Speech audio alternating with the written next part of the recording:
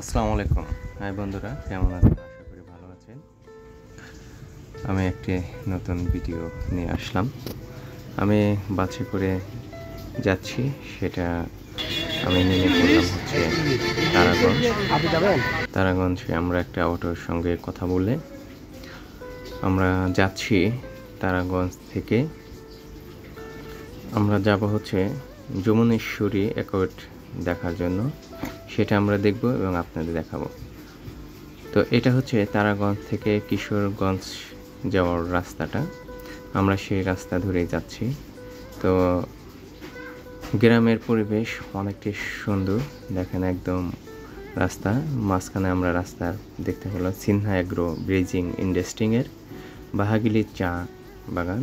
এখানে কিশোরগঞ্জ হচ্ছে 7 কিলো দূরে।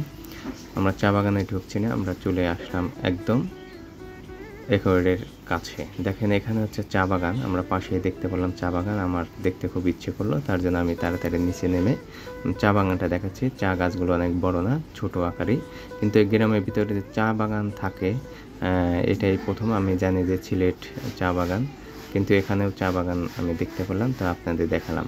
রাস্তার পাশ দিয়ে ধানগুলো রোদ হয়েছে। তো আমরা দেখেন বাহাগিলি সেতুতে এসে পড়েছি। আমাদের গন্তব্যস্থান এত দূরই, তার জন্য আমরা এসে পড়েছি। এখানে পাশে একটা স্কুল রয়েছে এবং পাশে একটা ব্রিজ রয়েছে। দেখেন এটা জাপান বাংলাদেশ যৌথভাবে ব্রিজটা করা হয়েছে।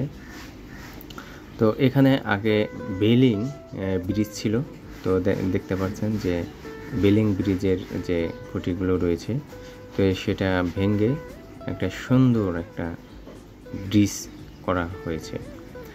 তো এটা হচ্ছে যমুনেশ্বরী নদী। এই যমুনেশ্বরী নদীর উপরেই হচ্ছে এই ব্রিজটি করা হয়েছে। তো এই হচ্ছে রাস্তা কিশোরগঞ্জ, যা আমরা এই রাস্তা দিয়ে যাচ্ছি হচ্ছে দেখেন ব্রিজ, আর এই পাশেই আরেকটা রয়েছে অ্যাকোয়ার্ড দেখার জন্য আপনাদের এখানে নিয়ে আসছি। যে একটা ব্রিজ, এই ব্রিজের পাশেই যে একটা যমুনেশ্বরী নদীর উপর দিয়েই আবার পানি বয়ে যাচ্ছে অন্য অন্য জায়গায়, সেটা দেখার জন্য আপনাদের নিয়ে আসছি। তো দেখতে থাকুন, ভালো লাগবে। তো আমি একটু নিচে নামলাম, নিচে নামে দেখলাম যে এটা হচ্ছে যমুনেশ্বরী নদীর উপরেই এখানে যমুনেশ্বরী অ্যাকোয়ার্ড পানি উন্নয়ন বোর্ডের মাধ্যমে এটা তৈরি করা হয়েছে।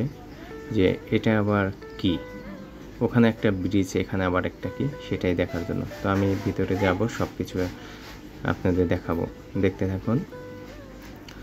তো দেখেন অনেক সুন্দর একটা অ্যাকোয়ারিয়াম। এখানে পানি নেই, এনে শুকনো, যেহেতু পানি এখানে বৃষ্টি পানি যদি হয় তখন একটু দেখা যায়। আর এটা হচ্ছে দেখতে পাচ্ছেন হচ্ছে ক্যানেল, অনেকগুলো ক্যানেল রয়েছে। আমরা ক্যানেলের ভাগ করা ক্যানেলগুলো দেওয়া হয়েছে, অনেক শক্তভাবে ক্যানেলগুলো তৈরি করা হয়েছে। আর দেখতে পাচ্ছেন যে এটা পানি নিয়ন্ত্রণ করার মতো এখানে ব্যবস্থা করা হয়েছে।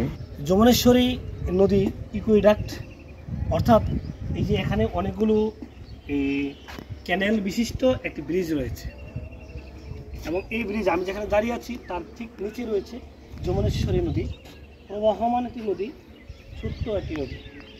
যদিও এখন এখানে পানি তীব্রতা তেমন নেই, কিন্তু বর্ষাকালে যখন বৃষ্টির পানি ধেয়ে আসে এখানে পানিতে একেবারে বন্যাস্নাত হয়ে যায়। উত্তরাঞ্চলে আমাদের সিলেট অঞ্চলে যেমন অনেক নদী নালা রয়েছে, এখানে নদী নালার সংখ্যা খুবই কম, কিন্তু বৃষ্টির পানি নিষ্কাশনের তেমন বড় কোনো নদী না থাকার কারণে সম্পূর্ণ অঞ্চলই অনেক সময় প্লাবিত হয়।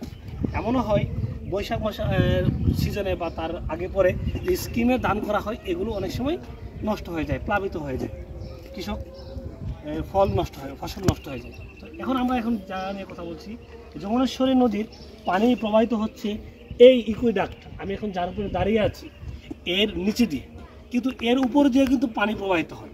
তাহলে এই পানি কোন পানি? এই পানি হচ্ছে সে ডালিয়া খাল থেকে। ডালিয়া খাল হচ্ছে তিস্তা নদীর এই যে ডালিয়া নামক স্থানে এই যে ওখানে এটা বাদ দিয়ে তিস্তা ব্যারেজে বাদ দিয়ে যে পানি সেচের ব্যবস্থা করা হয়েছে, এটা হচ্ছে তিস্তার ডালিয়া খালের পানি।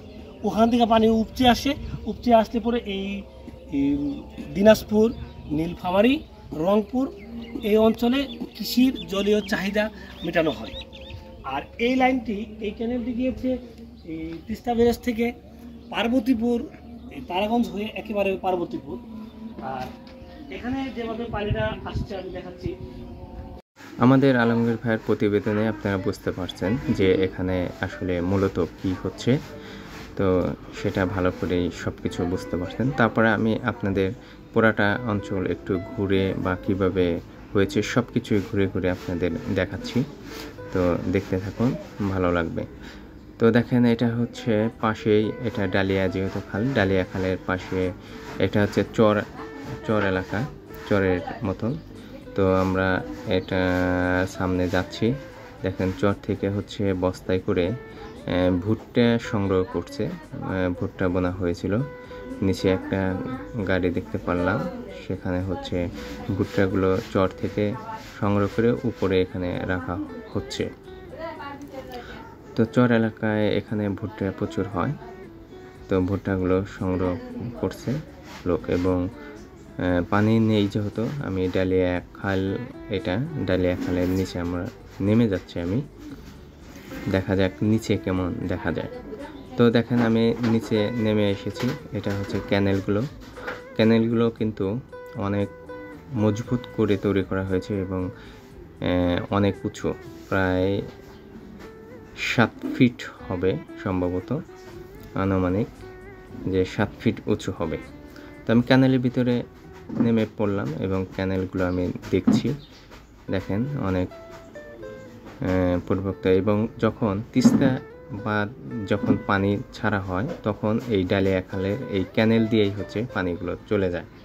এবং এটা কিন্তু পানিগুলো কিন্তু কয়েকটা জেলায় পানিগুলো চলে যায়, যেমন রংপুরে 4টি উপজেলায়, দিনাজপুরে 3টি, নীলফামারী 5টি উপজেলায়।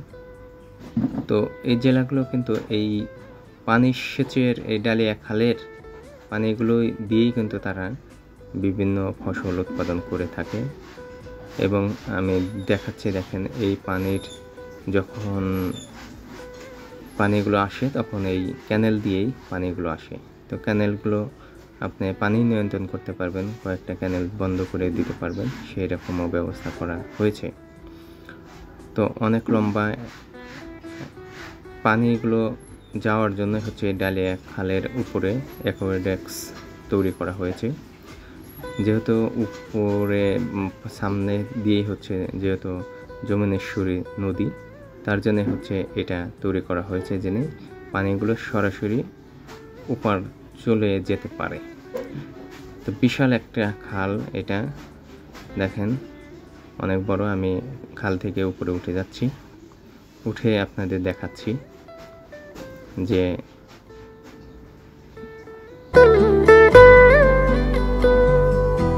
দেখেন এই হচ্ছে ডালিয়া বাঁধ। এবং এটা শুকনো যেহেতু এখন, আর সামনেই হচ্ছে হলে যমুনেশ্বরী নদী, এই নদীর উপরেই এটা হচ্ছে তৈরি করা হয়েছে।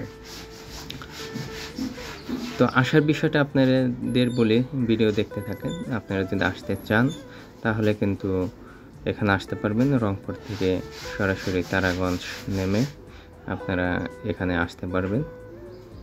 অটো বা ভ্যান গাড়ি চলে, ভ্যানে উঠে বা অটোতে এখানে আসতে পারবেন। এবং যদি সৈয়দপুর থাকেন, সৈয়দপুর থেকে আপনি বাসে করে তারাগঞ্জ নেমে ওখান থেকে আপনি অটো করে যেতে পারবেন। আমি উপরে দেখাচ্ছি, দেখেন নিচে হচ্ছে যমুনেশ্বরী নদী, নদীর উপরে হচ্ছে এই ডালিয়া খালের পানিগুলো যাওয়ার জন্যই এই ক্যানেলগুলো করা হয়েছে একর রেখে। তো যদি ভিডিওটা আপনাদের ভালো লাগে অবশ্যই শেয়ার, কমেন্টস করবেন। ধন্যবাদ সবাইকে।